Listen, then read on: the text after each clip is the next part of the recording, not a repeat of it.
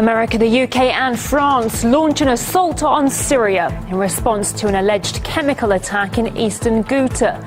The strikes were carried out without UN approval and just hours before international investigators arrived at the scene.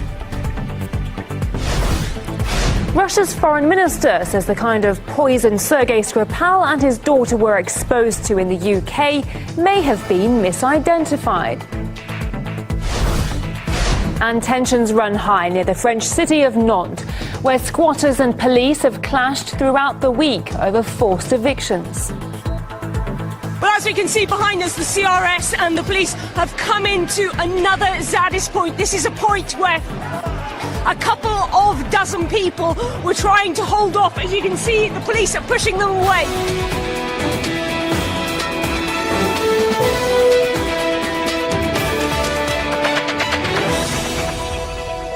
A warm welcome, I'm Nikki Aaron and you're watching The Weekly here on RT International. All the day's headlines and the stories that shaped the week. Our top story this hour: in the early hours of Saturday morning, American, British and French forces pounded Syria with missiles and airstrikes. The attack came in response to allegations that the Syrian government had used chemical weapons against civilians, claims which an international watchdog is still investigating.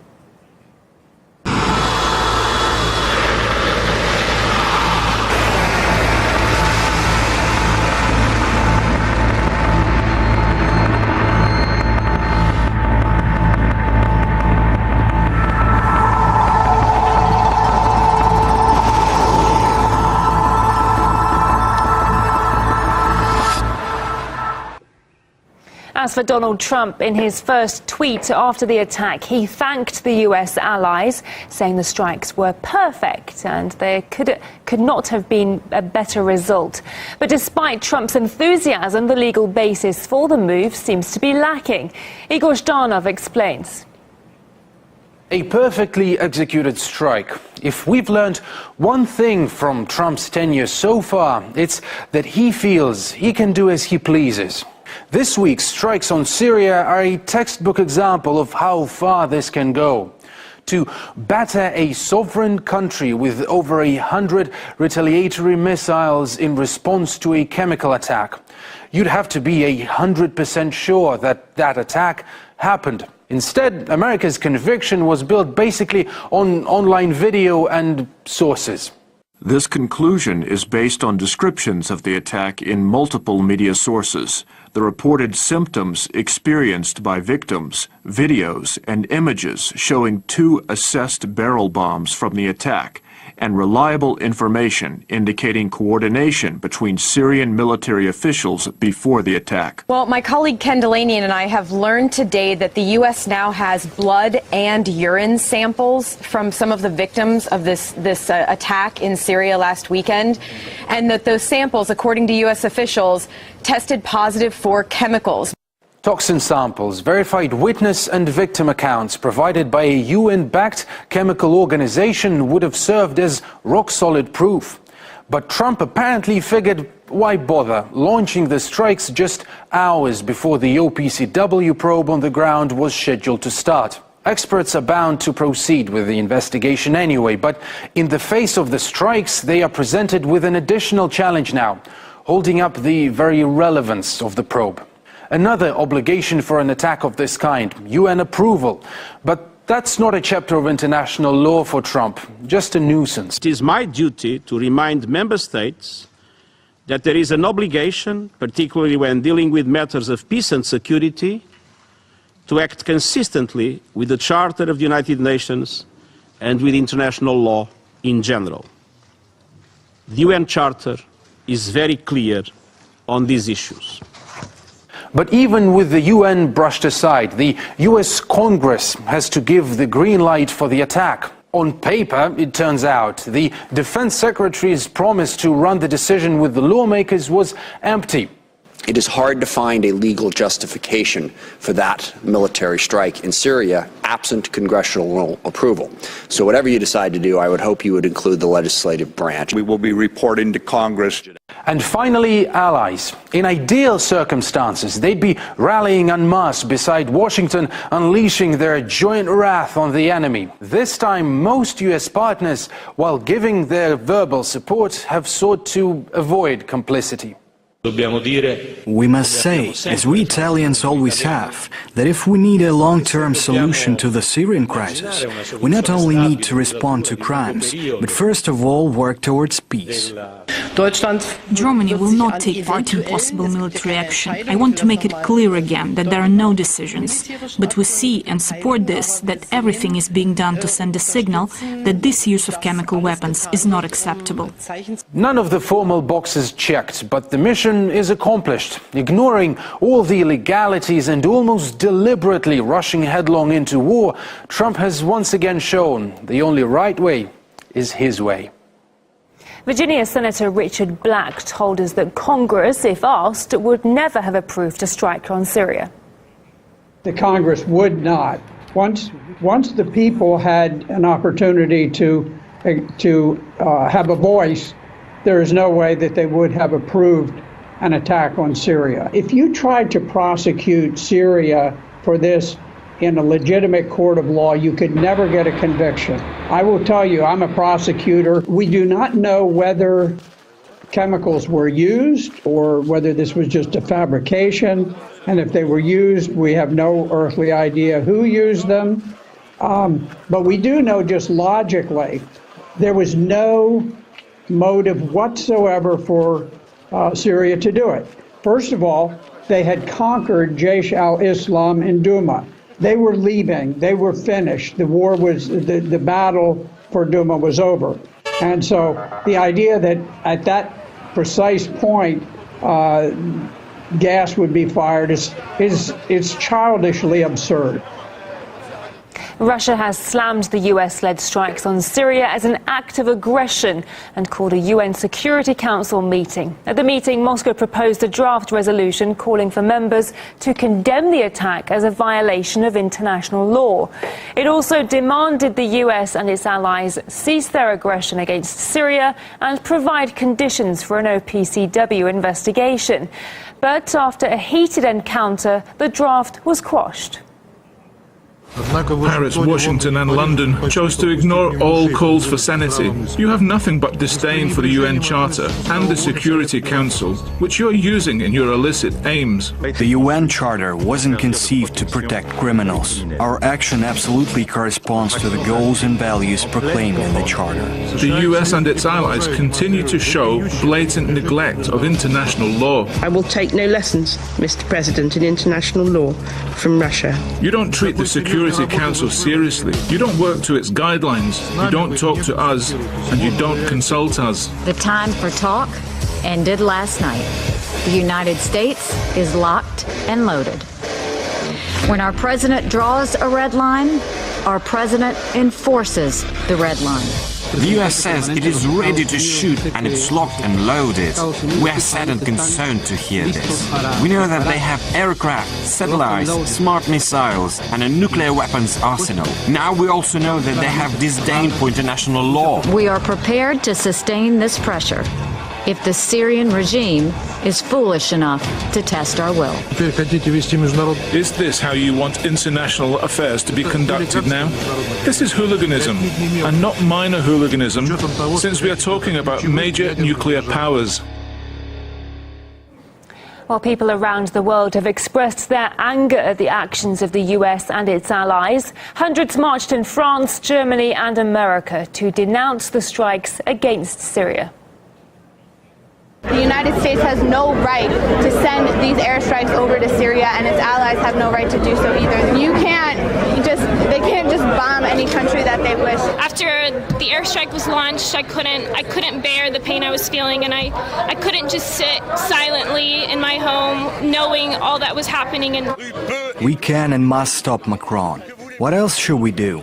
In Parliament he doesn't listen to anybody. We only have this way to intervene. Well, we've heard from the director of the Ron Paul Institute, Daniel McAdams, who questions the logic for conducting the airstrikes.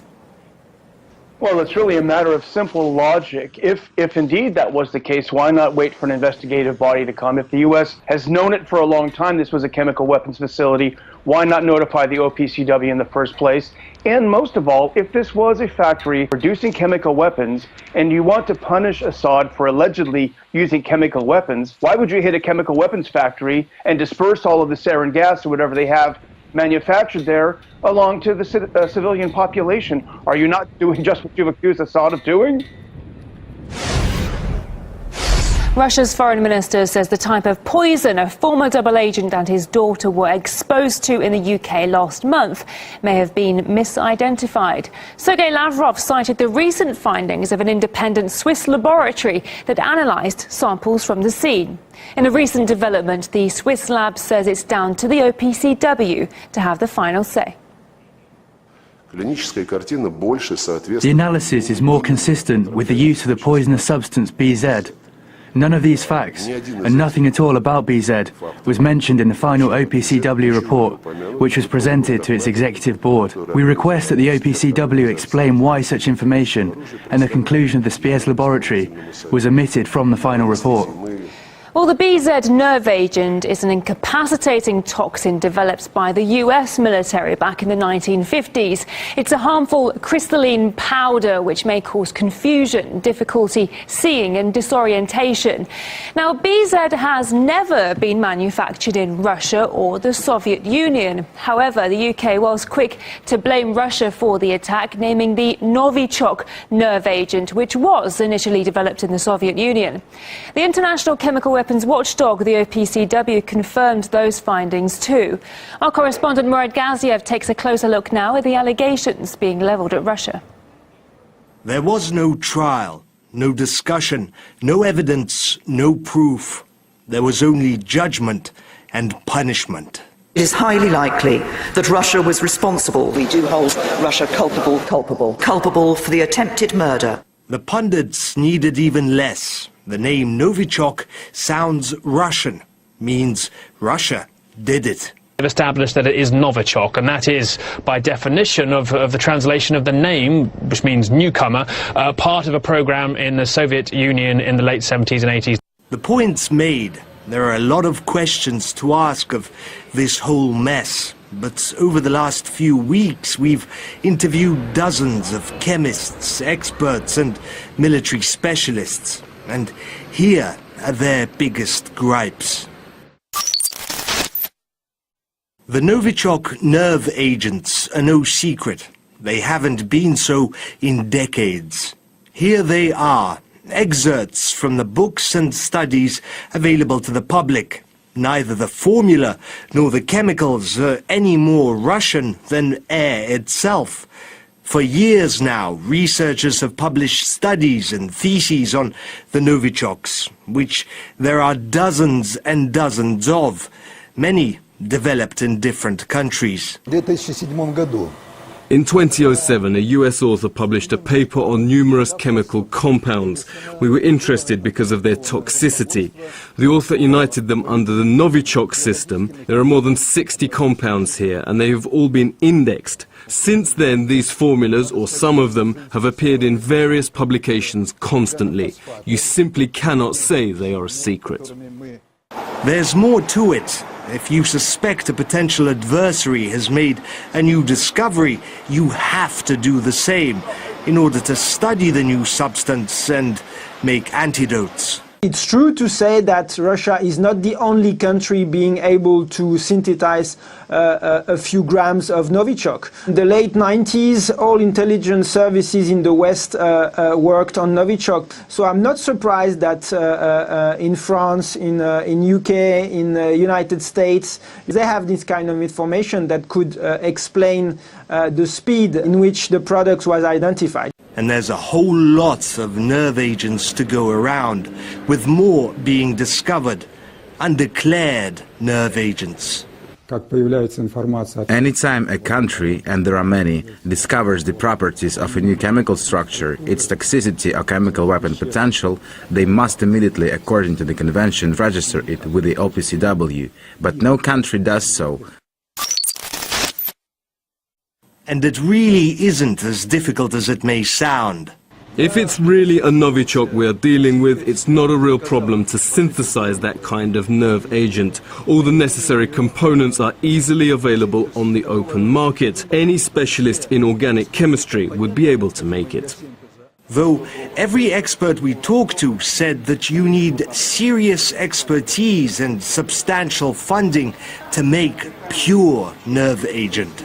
Of course, you can't make this in any basement. The chemicals are highly toxic and the lab has to be well equipped with ventilation, detoxification equipment. Not every lab can synthesize this, but there are 20 or so labs that can. The argument that there is no alternative explanation because only Russia has made Novichoks fails. Britain's decision to classify almost every aspect of what happened and the investigation has got the rumor mill running. But there are tidbits that have leaked out. Tidbits that have the scientists scratching their heads. The interesting thing with Novichoks is that there are so many of them, and they come in so many different forms. They can come in a powder, as a solid, as a crystal, and even as a liquid. But just to give you some reference, if this was a variety of the Novichoks, a single drop is enough to kill 10 people. 10 people within minutes. If this was inhaled, even more. If inhaled, symptoms appear and death follows in minutes. If it gets on the skin, symptoms and death can take from minutes to hours.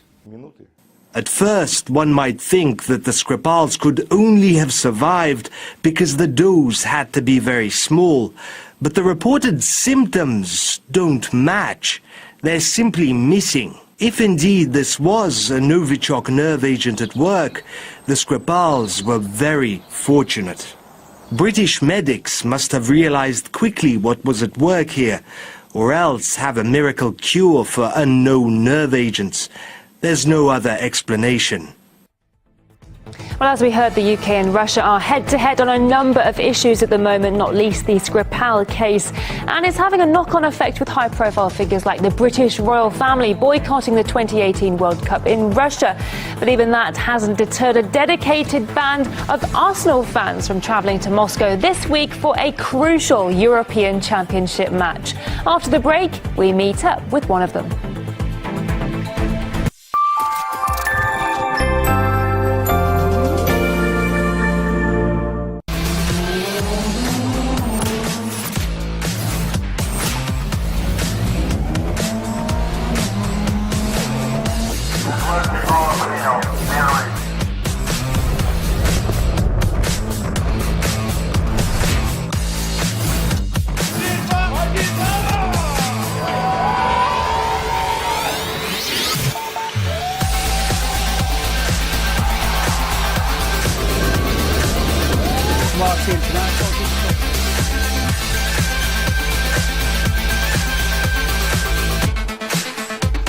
American sanctions would be damaging.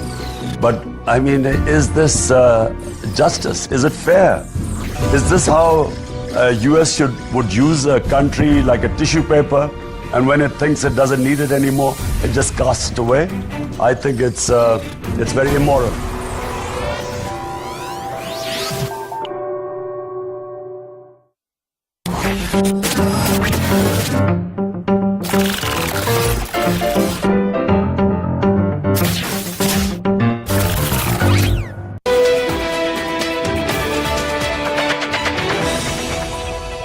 Hello, welcome back. Now, this week saw another wave of clashes between police and environmental activists near the French city of Nantes.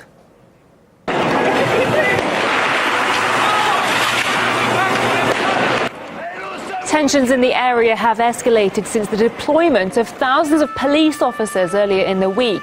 Activists known as Zaddists have protested for a decade against the construction of an airport near the city. Some even built makeshift houses and moved in there. But since plans for the airport were finally rejected in January, police have been trying to forcefully evict them. Well, our correspondent Charlotte Dubensky has been following events as more clashes came to a head at the beginning of the week.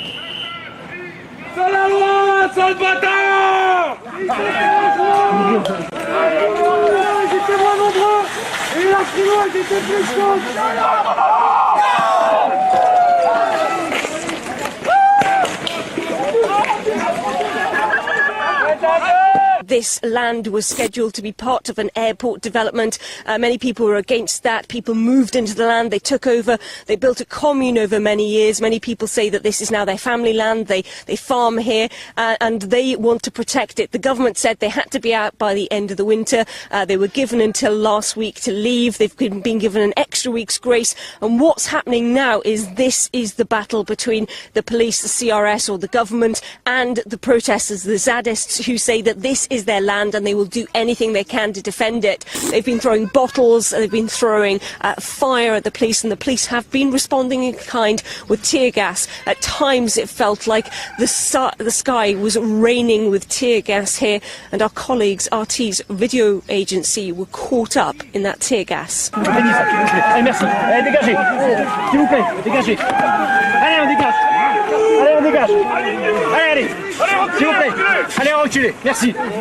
Well, as you can see now, the Zaddists have lit fire to one of these barricades. The police are just about 100 metres down in the distance, ready there and waiting for whether they're going to charge forward. And I just want you to just look around me and you can see all of the smoke, and that is because it literally has been raining down with tear gas here in Notre-Dame-des-Landes. If you look behind me, there's a fire being lit in the background. It is incredibly difficult to breathe.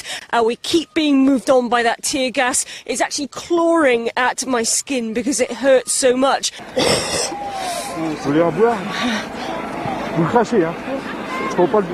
So I just want to take you to have a look at this, Dan. This is one of the rocks that they've been throwing at the police and the gendarmerie, and I understand that one of the CRS officers has been injured by one of those projectiles, has been taken to hospital. One person who was attempting to throw a Molotov cocktail at the police, but it didn't go quite so well.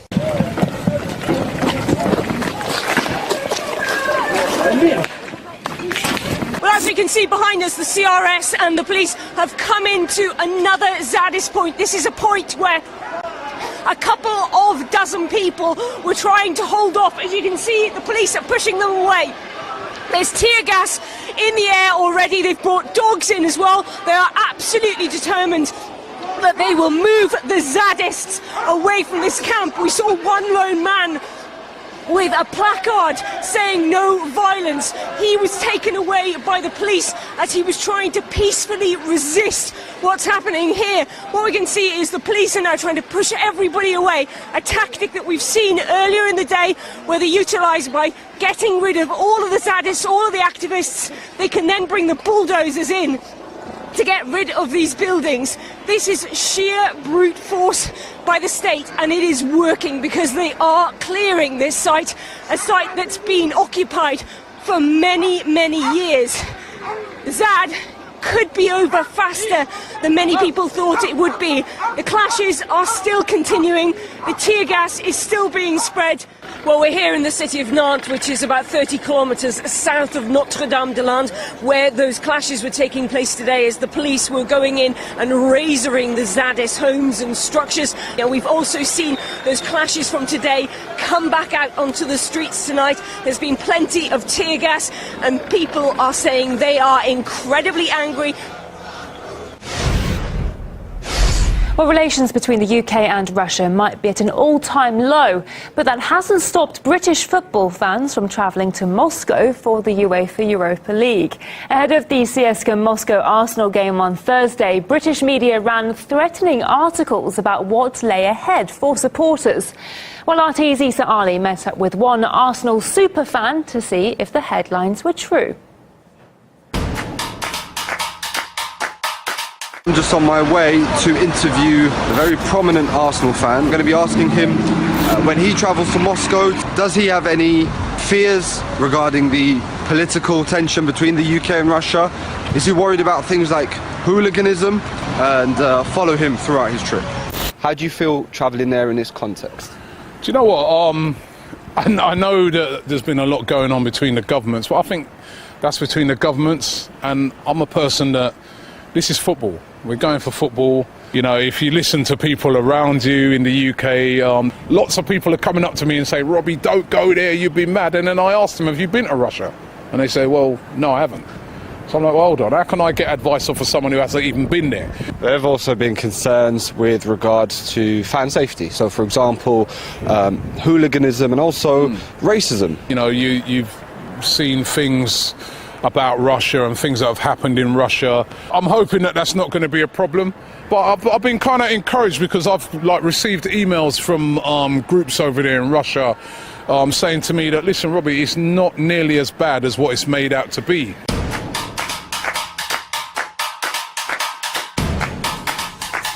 Just on the plane, about to head out to Russia. First time going there. Really looking forward to it. It's a place I've never been before. To 1,000 Arsenal supporters come over to watch the game. Many of them have been advised by the Foreign and Commonwealth Office as well, saying that there could be an uptake of anti-British sentiment amongst some Russians due to the heightened tension between the two countries at the moment. Wow, I mean, I'm liking Moscow already.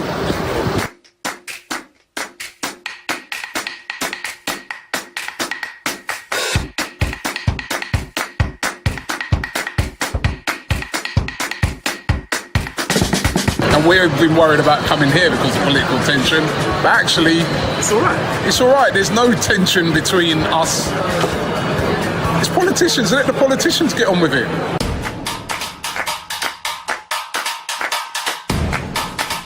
You know, when I look around Moscow, see how modern it is, see how well organised it is, this game, how well organised this is, I really get the feeling that the World Cup's going to be good. We love the Russian people, and the friendship that we create here and the relations. Yes, really. Forget the politics, the politicians. I like it still, I'm not going to lie, fam. I was a bit sceptical when I first come because of all what's going on and whatnot, but when you come in for yourself and you see it, there's no problems. Haven't seen any anti-British sentiment. Moscow's been incredible. It's just an incredible city and everyone is friendly enough. The Russians are lovely. I mean, to say what happens between governments and what happens between people are totally different. We'll be back with the latest news headlines at the top of the hour. We'll see you then.